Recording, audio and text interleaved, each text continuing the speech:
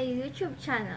I've missed doing vlogs, so for today's video, I'm going to try the newest limited edition Oreo Coca-Cola cookies.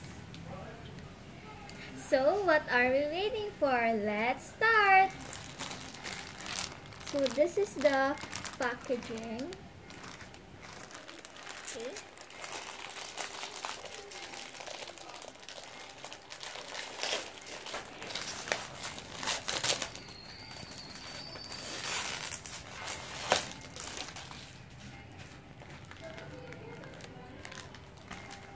Okay, so ito siya.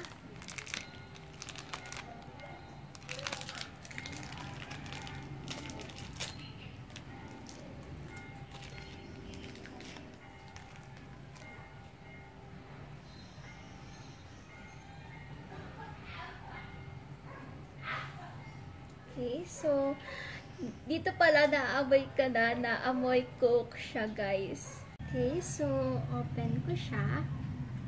Yan.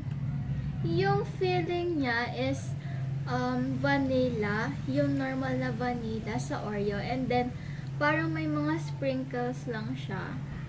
Yan. And then yan. Amoy na amoy talaga yung pagka-Coke niya, guys.